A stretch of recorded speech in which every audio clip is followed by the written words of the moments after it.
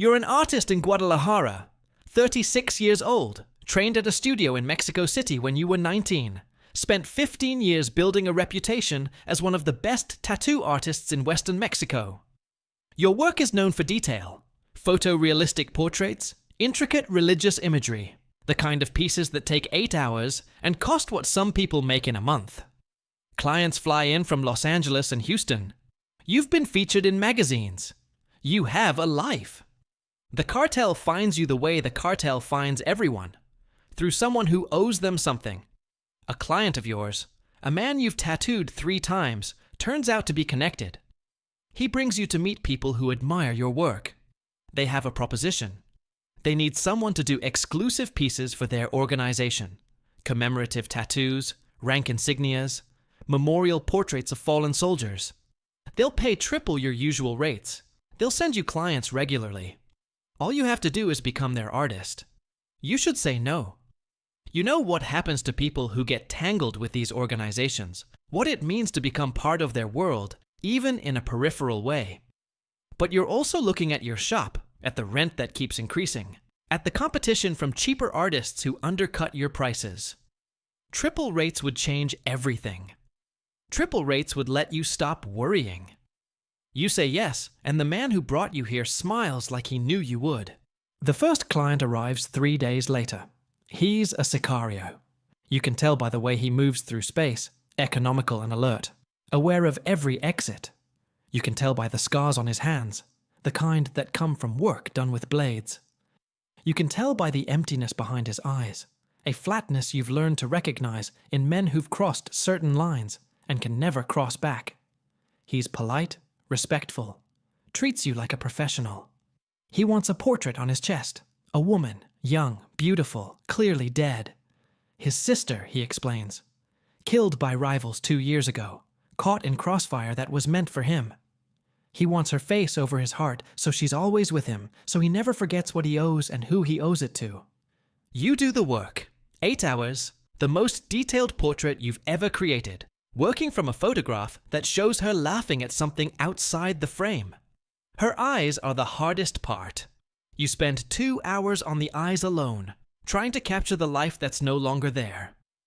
When you're finished, the sicario looks in the mirror and cries. Silent tears rolling down a face that's probably watched men die without flinching, probably caused men to die without feeling anything at all. He touches the portrait gently, reverently, like he's touching her actual skin. He pays you 3 times your rate in cash, bundled in an envelope he pulls from his jacket. He says he'll send others. He keeps his word. The clients come steadily after that. Soldiers wanting memorials for brothers they've lost in firefights and ambushes, and the endless small wars that never make the news. Lieutenants wanting symbols of rank, a scorpion for one faction, a specific arrangement of skulls for another. Regional identifiers that mean nothing to outsiders and everything to initiates. Wives and girlfriends wanting portraits of men who've been killed or imprisoned or simply disappeared. Faces they want to carry on their bodies forever, because bodies are the only canvas they can control. Each piece tells a story. Each story is soaked in violence. You're creating a documentary of a war, one portrait at a time, recording faces that will otherwise be forgotten by everyone except the people who love them. You learned the visual language of the cartel, the way you once learned anatomy and shading. The Santa Muerte imagery that marks certain affiliations. The death saint who protects those who deal in death. The regional symbols that identify territories. Stylistic elements that tell anyone who knows how to look exactly where a man comes from and who he works for. The coded numbers and letters that mean nothing to outsiders and function as military insignias within the organization. You become fluent in a language of skin and ink, reading bodies the way scholars read texts, understanding histories written in pigment and scar tissue. The knowledge is valuable. Cops would pay for what you know. The visual encyclopedia you've built of organizational structures and hierarchies. The knowledge is also dangerous. The kind of information that gets people killed when it falls into the wrong hands. You keep it locked in your head, never write it down, never discuss it with anyone. The silence becomes second nature, a discipline as rigorous as any artistic technique. Year 1. You've done over 50 pieces for the organization. Your bank account has never looked healthier. You've expanded your shop, hired an assistant, moved into an apartment with a view of the city. The legitimate clients still come too, blending with the cartel work in a way that makes everything feel almost normal. You tell yourself you're just an artist. You tell yourself the ink doesn't make you complicit in what these men do. But you've also started to know them. That's the part you didn't expect. The human connections that form across the needle, in the hours of conversation that fill the silence while you work. The Sicario with the sister's portrait comes back for more pieces. He tells you about growing up in poverty, about the brother who recruited him, about the first man he killed, and how it felt like nothing, and that nothing scared him more than anything. He's a monster by any measure. He's also a human being who cries for his sister. The contradiction doesn't resolve. You learn to hold it. A woman comes in year 2. She's the wife of someone important.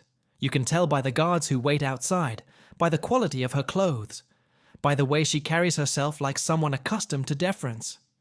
She wants a portrait of her husband on her shoulder blade. She shows you a photograph. A man in his 50s, distinguished, the kind of face that commands respect. You don't recognize him, but you know what he must be. You spend 12 hours creating the most perfect portrait of your career. She cries too when you're finished, but her tears are different from the Sicario's. There's fear in them, and exhaustion, and something that looks like grief for a man who's still alive. You don't ask questions. You never ask questions. But you understand, in the way you've learned to understand, that she's trapped in a world she didn't choose, marking her body with a man who probably terrifies her. The portrait is beautiful. The portrait is also a brand. Your reputation grows within the organization. They call you El Artista, and the name carries respect. Men who've killed dozens of people sit patiently in your chair for hours, trusting you with their bodies, trusting you with their stories. You've become a confessor of sorts, the person they talk to while the needle works, when their guard is down and the pain creates a kind of intimacy. You've heard things that would make prosecutors weep with joy. You keep it all to yourself. Keeping secrets is survival. Year 3. A lieutenant asks you to do something different. Not a memorial, not a symbol. A punishment. A man who betrayed the organization, who needs to be marked before he's released. They want you to tattoo his face, a single word across his forehead. Rata. Rat. Informer.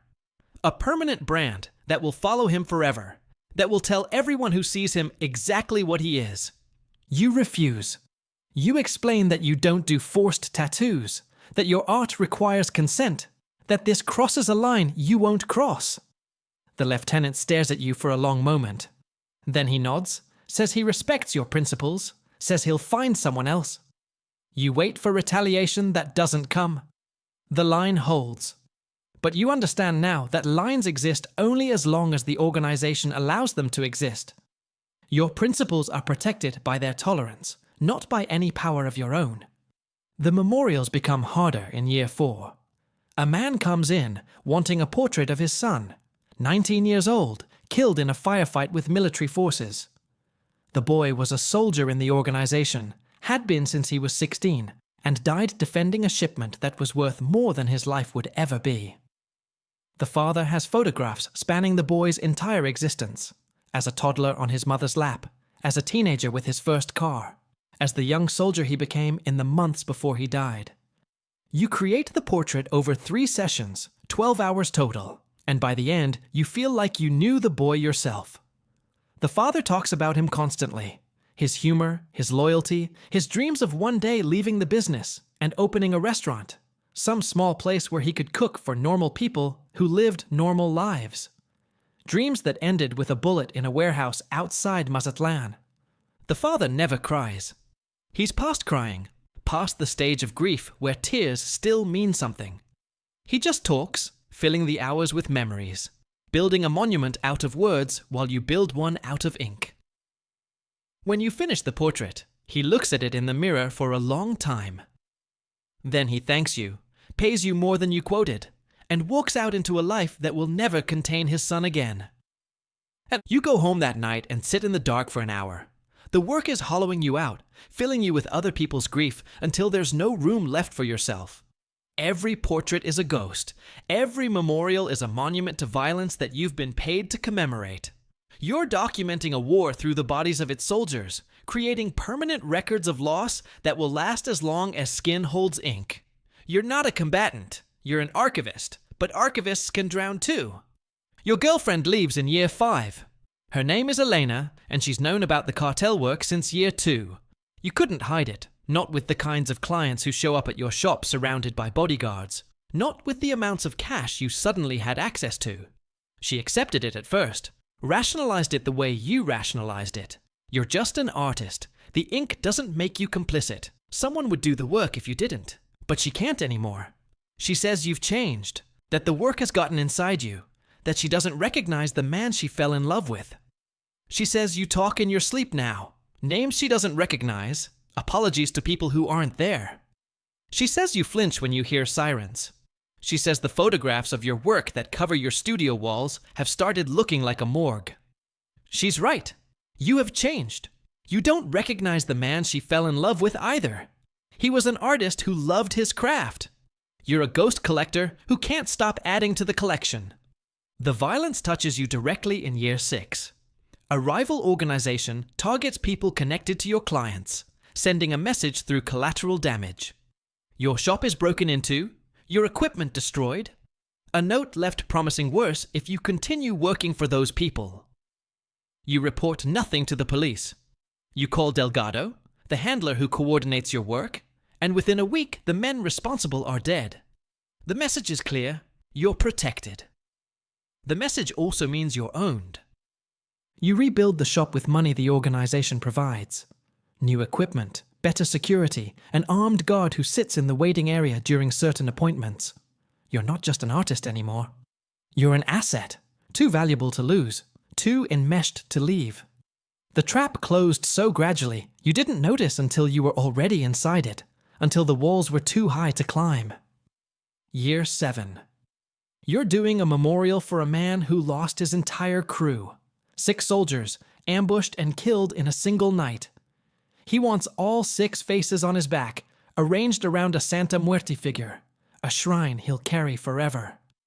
The work takes 5 sessions over 3 weeks.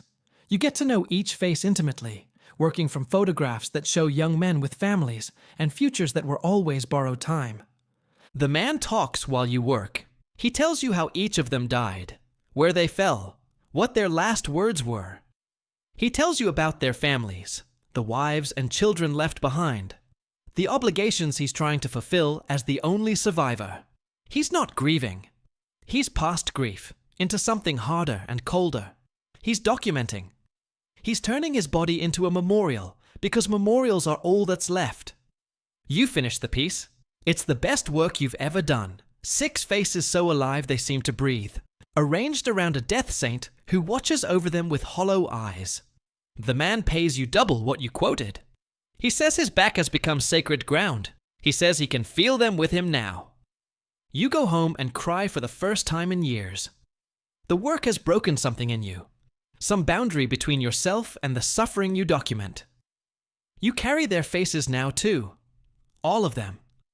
The sister, the husband, the 19-year-old soldier, the 6 ambushed men. Your skin is unmarked, but your mind is covered in portraits of the dead.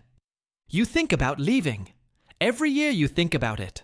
Closing the shop, moving to another city, starting over with clients who want butterflies and quotes instead of martyrs and memorials. But you know too much now. You've seen too many faces, heard too many confessions, understood too much of the organization's visual language. People who know what you know don't get to walk away. They get to keep working or get to disappear. Year 8. A boy comes in. He's barely 20, too young for the things he's already done. He wants his first cartel tattoo, a symbol that marks him as belonging. His hands shake with excitement. He thinks this is the beginning of something glorious, The start of a life that means something. You want to refuse? You want to tell him what you've seen, the memorials you've created for men who started exactly where he's starting, young and hungry and stupid with ambition. You want to show him the photographs of corpses you work from, the faces of widows who come to immortalize husbands who died too young. But you don't. You do the tattoo. Small, discreet, the entry-level mark he requested. You do it because refusing would raise questions. Because your principles apparently only extend so far. Because somewhere in 8 years, you've become exactly what you swore you'd never become. Complicit. The boy leaves with his new ink, beaming like he's won something. You know what he's actually won. A clock that started ticking. A countdown measured in years, or maybe just months, until someone is sitting in your chair asking for his face on their skin. You clean your equipment. You sterilize the needles. You prepare for the next client, whoever they are, whatever story they carry into your chair. You tell yourself you're just an artist, that the ink doesn't make you responsible, that you're documenting a world you didn't create and can't change. You've been telling yourself that for 8 years. You'll keep telling yourself for as long as it takes, for as long as the clients keep coming, for as long as the dead need faces and the living need to carry them. The needle doesn't judge. The needle doesn't choose sides. The needle just records. That's what you are now. A recording device. A keeper of ghosts. The portraits cover your walls at home. Photographs of your work. Faces of the dead. You live with them. You sleep beneath them. They're the only proof that any of it was real. They're the only proof that you were here. That's a wrap. The story is fiction,